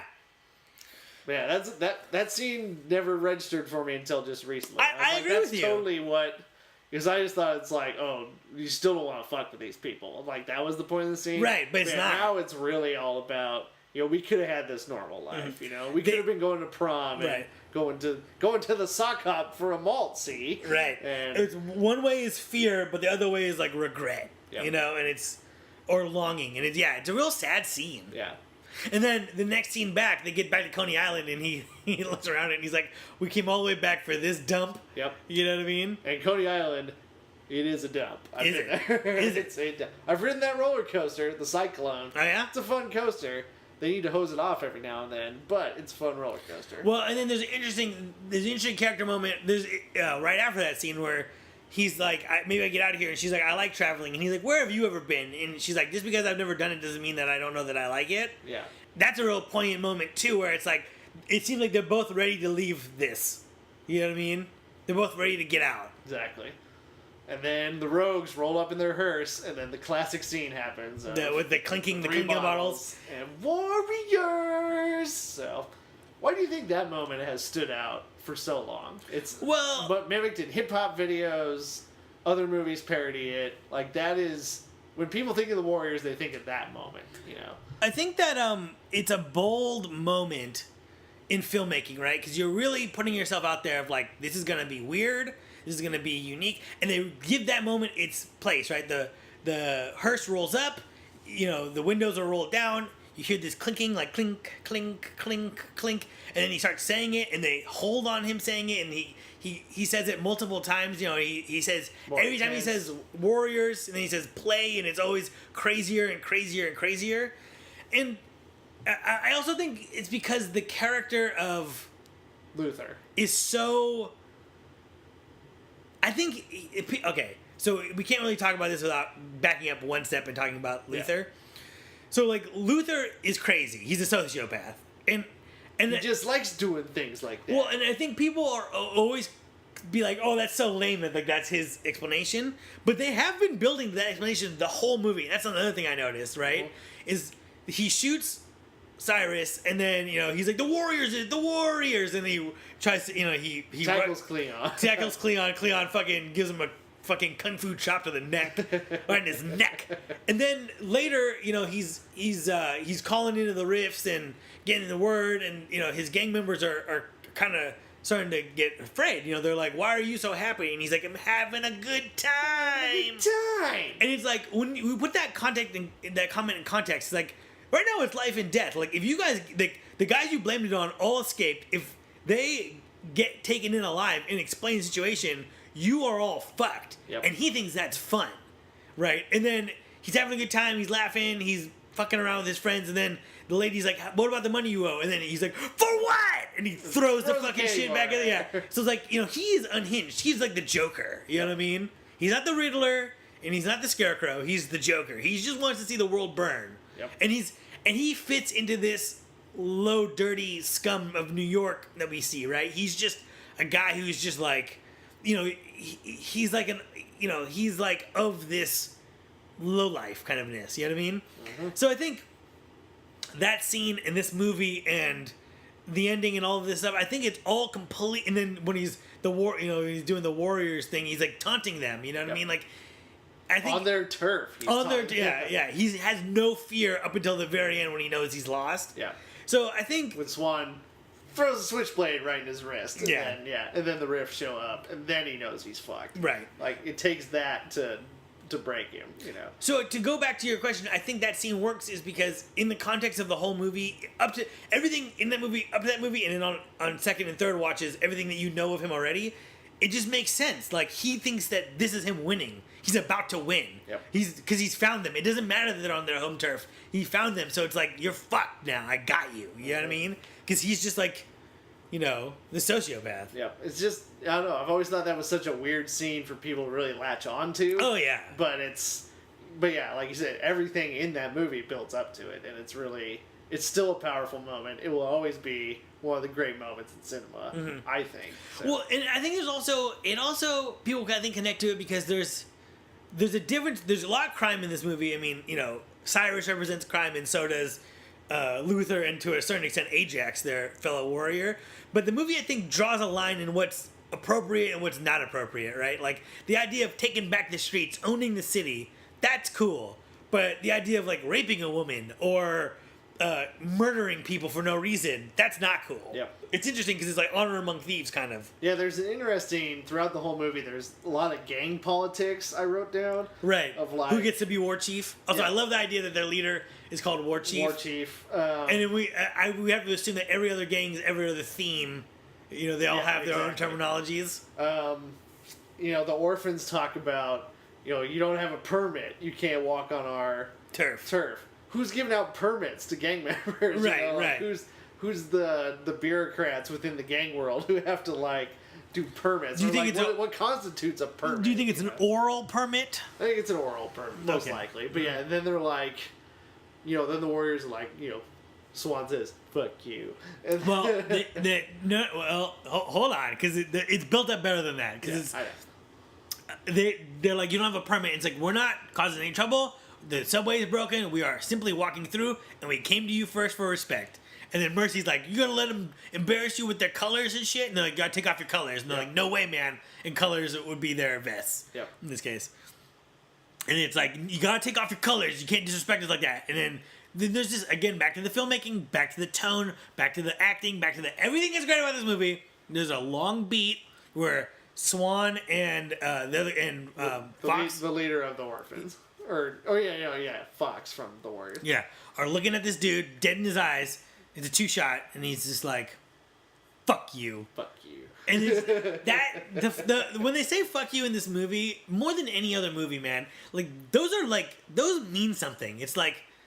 It's just like, it's so, they're just like, fuck you, like, no fucking way, you know what I mean, like, not a chance, like, when he says fuck you, you believe him, you know what I mean, he's like, yeah, we're walking through here, with our vests, and we're either do it peacefully, or we'll do it with violence, but we're not, like there's no way we're not doing that, and I just, oh man, that scene is great.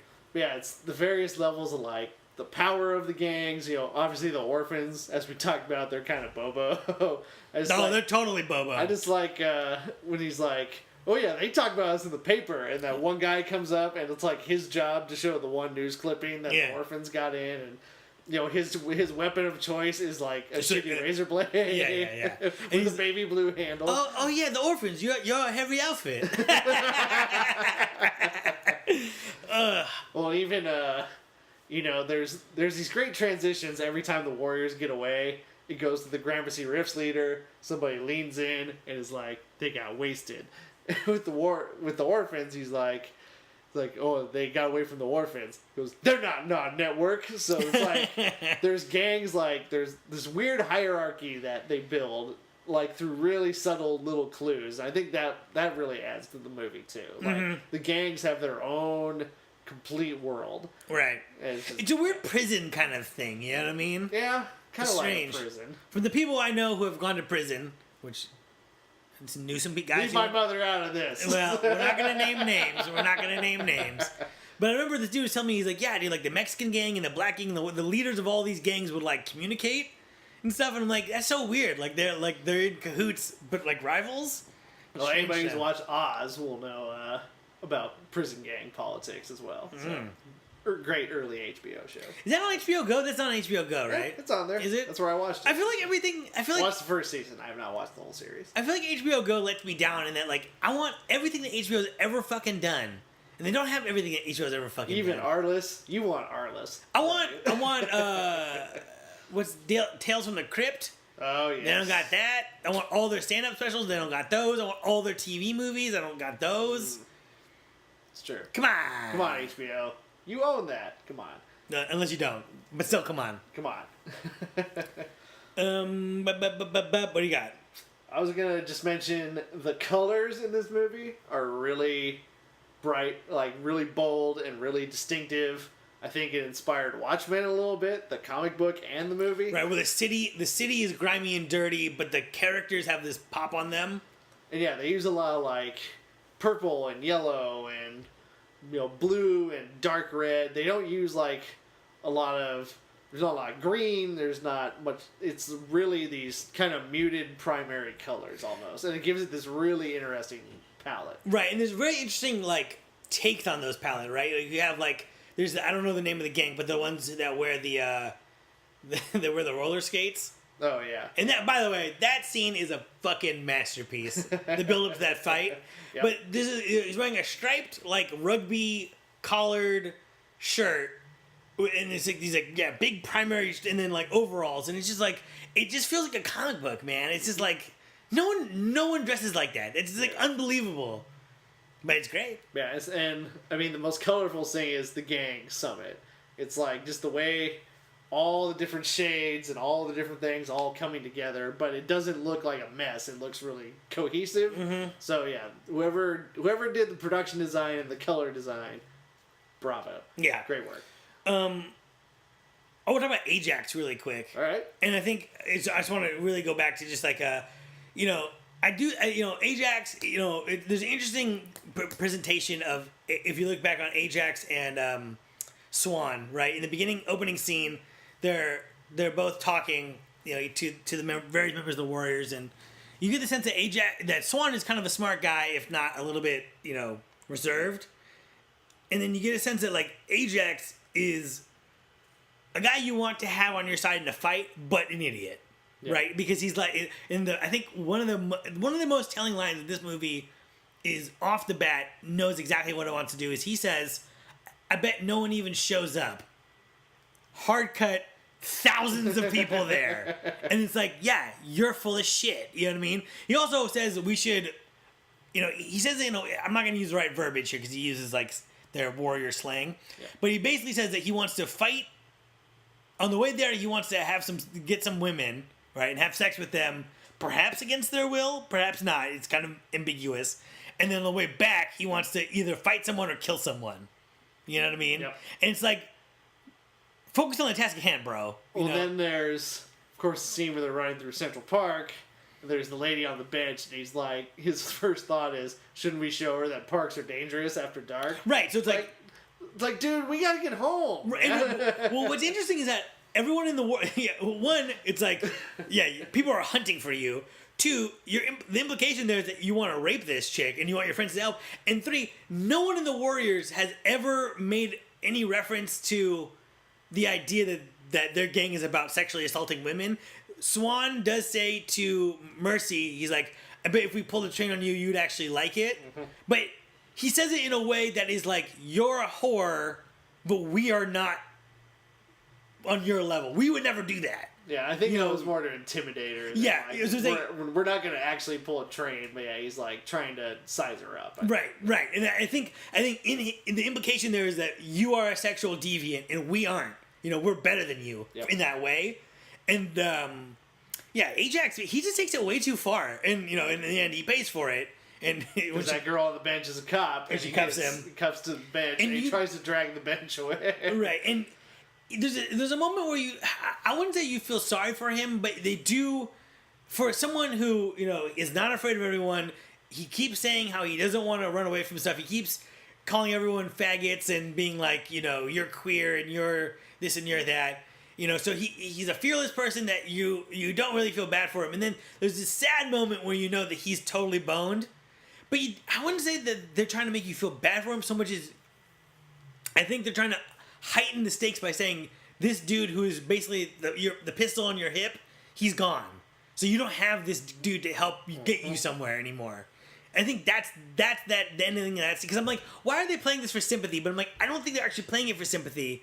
I think they're like, he's been reduced to like this, tied up puppy dog. Yep. And you don't feel bad for him. You feel bad for the rest of the Warriors. Exactly. Because, he's going to be the third guy they've lost at that point. Also, it's interesting that everyone who dies, like, they don't know that they're dead for the most part. Yep. I think they know that with the one guy... All they know is that Cleon is definitely dead. They're leaving. No, they say what happened to Cleon? Like, the cops might have had him. That's true. And then the only guy they know is dead is the dude who's running away with Mercy, who I can't remember. He dies halfway through the movie. He's thrown in front of the train. Yeah. Because Mercy tells them. But that's it. Also, an interesting thing, and I want to know what you make of this. Deaths are not... Like, when someone dies in this movie, they just keep moving on. Yep. Life is cheap in the world of the Warriors. It is. They don't linger on it. There's not scenes of them mourning. It's they don't have time, or they don't know, like we talked about. So, death is it's quick, it's nasty, it happens, life goes on, kind of thing. So, it's a little nihilistic message, but that's the world that the Warriors live in. Yeah.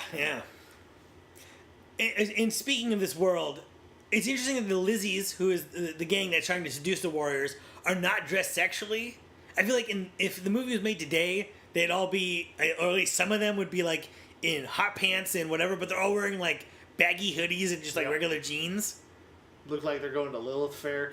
Well, do you think that the Lizzies are supposed to be lesbians, or what do you think they're supposed to be? I don't think overtly. I think within their own gang they're probably lesbians, but they use whatever womanly charm they have to like get in with the other gangs, because they're the only female gang we see. And I feel like there's a woman in prison or a reform school girl kind of movie about the Lizzies that never got made. You know what I'm saying? It could be out there. You know what I mean? Like there's like a Switchblade Sisters kind of a movie. Yeah. Waiting to happen. That could be. It's a good point. But yeah, they have. I think because they're so outnumbered there's so many male gangs in the world that they kind of use their sexuality as to look vulnerable, but then they're actually tough as nails. Right. Until they get a chair broken over their head. Well, she takes that fucking chair right to the forehead, dude. It is crazy. I also like how the Warriors aren't dumb. You know what I mean? Like, exactly. Like Ajax, like, who made you war chief? They're like, street smart. Yeah, exactly. Like Ajax, like, who made you war chief? And it's like, dude, don't fight with him. Swan's in charge now. So they save it, right? They get stupid when it comes to women, and you kind of believe it. But they're not making dumb decisions every 5 minutes. Or if they do make a dumb decision, like to split up, or if they go the wrong way, it's part and parcel for what's going on. It's like, you know what I mean? Yeah, and they make their meeting point. They're like, listen, if we get split up, they know they're not going to be able to stay together. It's like we meet at Union Station. That's going to be our little safe point, or our little meeting point at least, so that we can at least know like our status when somebody gets there. They plan ahead. They know what they're doing, but they have to, again, circumstance makes them go different ways. So yeah, they're not just. The conflict isn't created by making dumb decisions. It's them just going through what they have to go through. Right. So when they do make dumb decisions, those actually matter. Yep. And I think that's a very thin line to navigate to make a good movie. You know what I mean? And I think even as time goes and comes, you know what I mean? Like as times change, that line kind of moves. So it's a masterstroke that this movie has stayed cool for this long. Masterstroke. No question. No question that this movie is cool. Do you got anything else, or do you want to get into some... I think we can get into cool stuff and nitpicks. Because, we haven't already talked about enough cool stuff. Do you want to start with nitpicks? Yeah, let's do nitpicks. I have very few. I don't think we need to time this, because I feel like, we have very few, so let's just go. I think I have one, actually. Go ahead. It's kind of a big one, though. When they beat up Cleon, they're kind of all doing this synchronized elbow drop. Oh, yes. That always rings so false to me. Right, and it's like, are we to believe that being pounced on by 10 dudes isn't going to drop him straight to the floor? Exactly. You know what I mean? Yeah, like, they're all just like... elbowing nothing. Clearly nothing. Yeah, that's the only shot where I'm like, I wish that was different. Yeah. You could have put them all on the ground just brawling, punching the guy, It does look cool in a way, but it doesn't make sense. Yep. We covered this already, but the guy with the afro and the Native American jewelry and the white guy with the hairy chest, they just, especially in that Lizzie scene, they really struggle to act. Yeah. And, I mean, the guy with the hairy chest, he's kind of played for comedic relief, so they get away with it. But it's a very nitpick. It doesn't ruin anything. I think that scene implies, too, the one kid... The other kid with the afro? Rembrandt. Is gay. Right. But, like, it's used as, like, he's gay, but then he's the one who realizes the Lizzies are trying to get the drop on him, you know? And so, there's that. But that's kind of hinted at, but not really explored. And it's what's interesting about that is that you got Ajax, who's calling everyone a faggot, and you got this guy who's implied to be gay.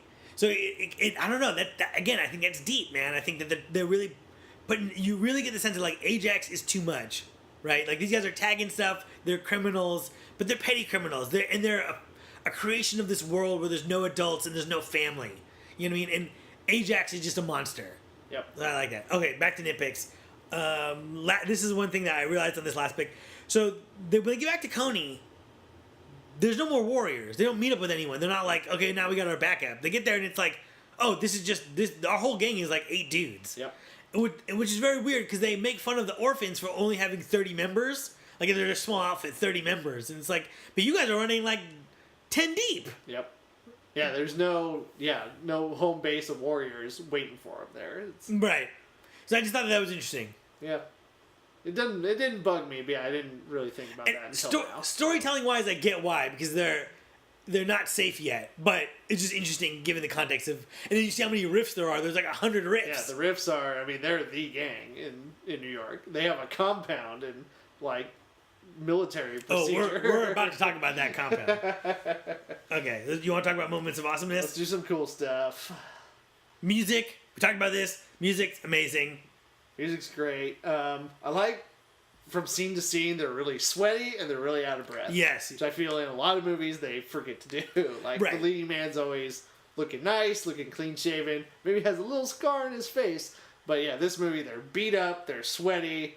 Hair's messed up. You feel clothes are dirty. You feel as gross as they feel, right? You know? And then Swan's like big blood blister on his face. Right, it looks great. My girlfriend was watching this movie with me, and she was like, "Oh my god!" Yep.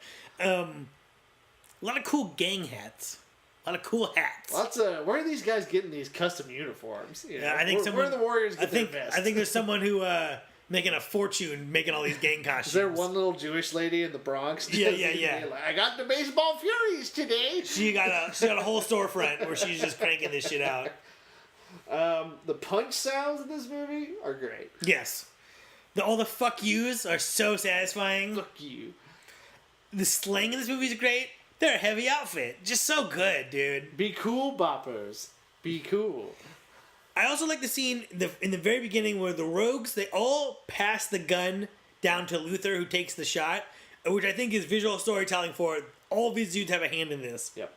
Yeah, Luther's just the guy who pulls the trigger, but yeah, this gang is not innocent. Yeah, it wasn't just Luther pulling his gun out and shooting. It's like the rogues planned this whole thing. So, yeah, that is a good point.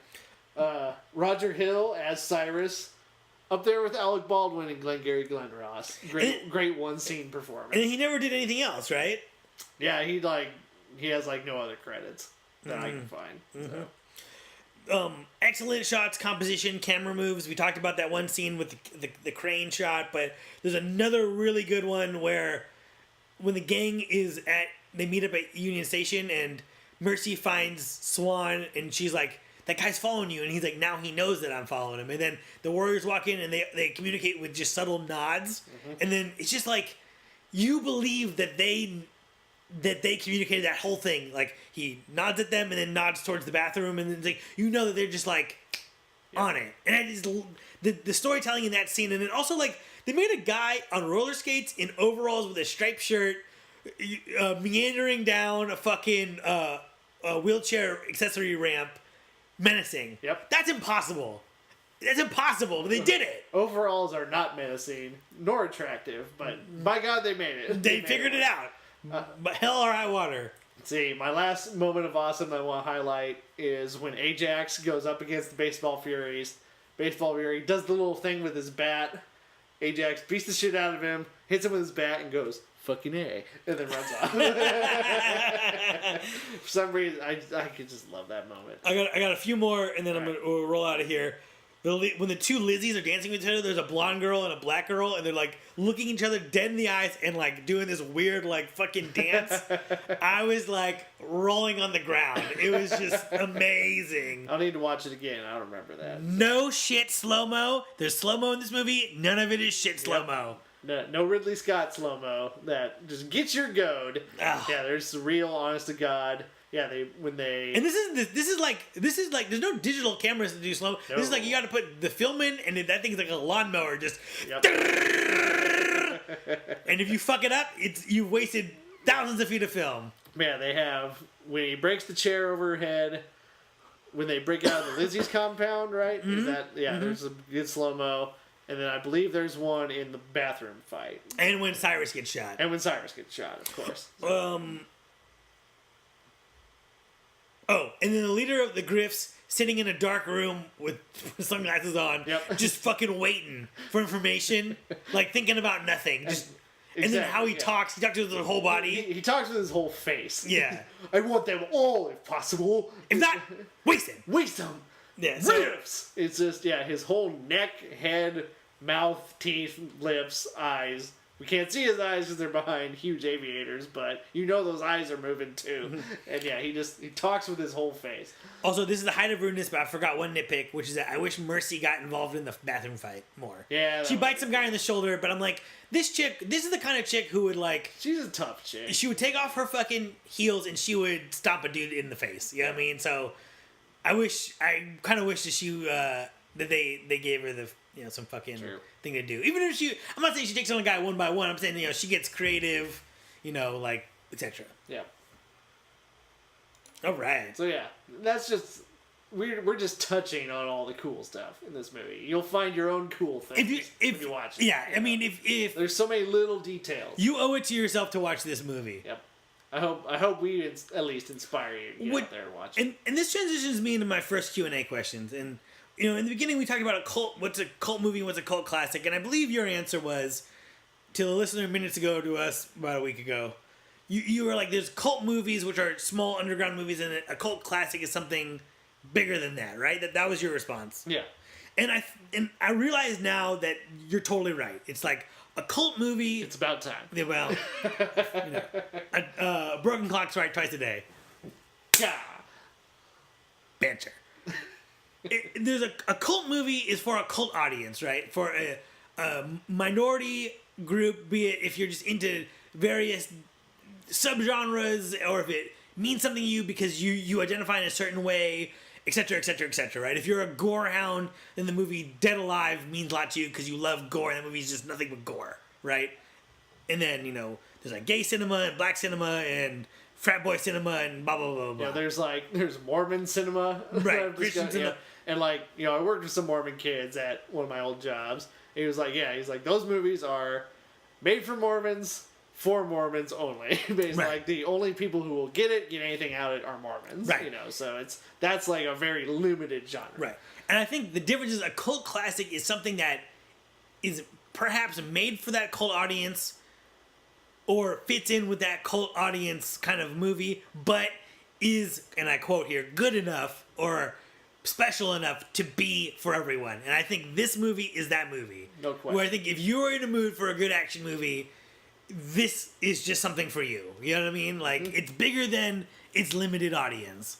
And it is a classic. I think this movie is goddamn fantastic.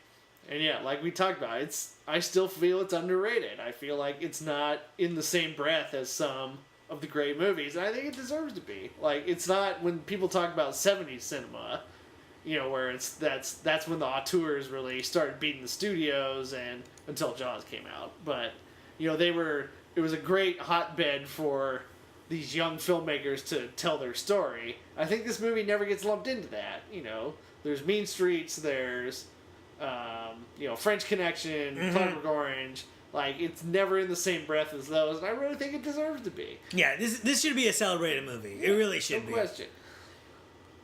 Walter Hill regularly uses the plot device of killing a leader of the group early on, like an alien, you know. Do you like that device? Do you think it works here? I think it's a good no-nonsense way of kicking off a movie. It's like, you set the stakes that high. Like, the person who is the most charismatic, is the most in charge, is dead. Now, what happens to his people afterwards? You know, I think that's it's a powerful way to start a movie. Right. Because, yeah, you're starting everybody basically on a blank slate. Well, and when we get to Friday the 13th, I'm going to expound on this, but I do think that a lot of horror, and I hate using the word genre, but in genre filmmaking where characters are killed and things, you know, you don't kill off the meek first. You kill off the people who have the power, right? So you kill off the leader of the warriors. You kill off the strong guy who is down for the fight, right? So now they don't have their leader. They don't have their muscle. So they got to figure things out. It ups the stakes. And when done correctly, you know, it's really good. And I think that in this movie, it totally works. Yeah. He goes flying off in front of the subway car, and he's dead. And it's like, what the fuck are we going to do now? You know what I mean? Just keep running. Gotta get to Coney. You know what I'm saying? You know? All the way to Coney. And now we're a man down. And now we don't have our leader. Now we don't have our muscle. So I think that in an Alien, the same thing, right? It's like, now the leader's dead. So now Sigourney Weaver has to take the role. And she's a woman. And some people don't want to get behind her because she's a woman. Some people don't want to get behind her because the leader's dead. They're just afraid. And then, you know, the smart guy turns to be an alien, a robot. And so it's like, fucking, who do we trust? And so I think it does raise the stakes. I think it is a good storytelling method. And I think the slasher film genre is a testament to that. You know what I mean? We're digging into that in the upcoming Friday the 13th episode. Stay tuned. Or scroll down. Scroll down. Exactly. Or up, maybe. I don't know how your podcatcher works. Whatever you use. Yeah, whatever you use, huh? Also, give us a 5-star review, you fucking assholes. Come on. We're waiting. Getting to the end here. The ending feels happy. It feels, you know, they cleared their name. Swan and Mercy are holding hands walking into the sunrise. You know, it's sunrise. It feels like there's hope. You know, they kind of talk about the idea that they can find hope in each other. You know, like, this dump, let's go travel, kind of, let's get out of here kind of thing. Mm-hmm. But when you think about it, they lost, like, one of their friends just solicited, is going to go down on a solicitation and assault on a police officer. 2 or 3 of their friends are dead. The leader of their, there's going to be no gang truce. And in the end, they're left with less than what they came in with. It's a weird thing because on paper, it's not a happy ending, but the tone of the movie gives you a happy ending. I always call them hopeful endings. And those are the ones I prefer to straight happy or, you know, sad or nihilistic. It's like, we've lost, you know, there's things we've lost. We may have achieved some victories, but we've lost others. There's still evil in the world. The world's still not right, but I think we're going to be all right. You know, those are the endings I think that really resonate. So. And I think that's why I was always afraid of a remake of this movie or a sequel, is that, like, I think people will try to give them a happy ending. You couldn't make this ending just plain happy. It wouldn't work. It wouldn't make sense. It's like, too much has been at stake this whole time. You know what I mean? Exactly. And we know how many gang members there are out there. It's like, you know, what are they feeling? Or is there any kind of... And their dudes got fucked up in this whole thing, so it's like, not like the Baseball Furies and the Warriors. It's not going to be like, the Warriors hey, man, left a trail of destruction on their way home. I mean, the way we understand it, most of the orphans are dead. Yep. They got blown up. So, I don't know, man. But yeah, I think it is a hopeful ending. And those tend to be the ones that work the best in this podcaster's opinion. Do we have any crazy theories for this movie? Nah, I really don't. So My only crazy theory, and I don't think it's very crazy, is just that the ending of the explanation of the rogues saying they just like doing stuff like that is not a non sequitur. It's something that through visual storytelling and just literal what they say, that's the only explanation that actually makes sense. Mm-hmm. It's a world of, it's a deep dark world, and they're just part of it. Yep. And they might be the least, whereas all the other games kind of show a level of morality or sympathy or whatever. It's the rogues just do not. Like, they don't care. Mm-hmm. All they care about is number one. Mm-hmm. So that sweet ass hearse. Yep. Want that hearse. Love it. But sequel ideas. And if it's a remake, I'll take that too. Do you got what's yours? Let's see. A sequel idea, I would say maybe the Warriors, their legend kind of gets them some more recruits. They maybe try to do what Cyrus did. I don't think you can do a chase movie again, but maybe some kind of large scale, almost like a war movie in the city. In New York. And what year is this set in? In New York, in like 1985, I want to say. So all these dudes have moved on, or I think they're still in the gangs, and yeah, there's like older guys, newer guys, or younger guys. And yeah, maybe like some kind of full scale war, citywide war goes on to control like if they really do think they can take the city over and do what Cyrus says, they try to get in and really take the city over. But there's people fighting each other. So this would have to be like an animated thing because it's been like decades since the last one. Exactly. So you have to do this like CG or cartooning or something. Nah. How would you do live action? They're all like 50 years older. I don't know. Make it happen. All right. Maybe the Benjamin Button technology. Yep. And just Let's make it work. Okay. I like that. My pitch is it's the same movie, basically, set in LA, set in a near future, not 2015 as of this recording, but maybe like 2020, right? So it's just a little bit in the future. No setup. The setup is just them running, right? So all you know is that they're in downtown LA and they got to make it back to, say, Venice Beach. Venice Beach or Santa Monica. Yeah. Pier. Start with them being chased, and then it's a futuristic movie. They take the subway breaks down, or there's bad guys on the subway. They get off subway, they end up in all Koreatown, fucking Hollywood, motherfucking somehow they end up in Pasadena to get on the wrong train, or meet up at Union Station, have to get on a train to get away, so they end up in Pasadena. Maybe throw in a vigilante or in a supervillain to spice it up. I don't know, and then. Neon stuff, futuristic electric cars, electric cops, robots. I don't know, but I think it'd be cool. Electric Cops. That's a cool name. Electric Cops. That should be a band name. Turbo Cop, I mean. Also, the plot of Turbo Cop, my full-length stop-motion animated movie, and The Warriors, eerily similar. I have not watched Turbo Cop yet. But You're not alone. It's in my email, just staring at me. When I first moved to LA, and this is kind of a sad story, but I don't care. When I first moved to LA, I was working on this short movie. And I was talking to this producer guy. He owned his own company. I'm not going to name it here. And he's kind of one of these guys who like prides himself on like working with kids and helping out the new generation. And so this guy is like, "What do you want to do?" And I'm like, fucking straight out college answer, like write, produce, direct. I want to fucking, I want to kill Steven Spielberg and eat his heart and take his soul, And so he's like, well, what have you done to do that? This is his like, fucking like, hey, calling you out question. I'm like, I made a full-length stop-motion animated movie. And he's like, really? He's caught off guard because I think most people tell him like nothing. Yeah. Or like, oh, I have an idea for a script. I'm like, I fucking made a full-length movie, bitch. And he's like, well, how can I see it? That's his next like, and like you go to Vimeo and search for it, and it's right there. You know what I mean? Like, you type in Turbo Cop, it'll be the first thing that comes up. He's like, oh, okay, well, send me the link. Send him a link. Never watched it.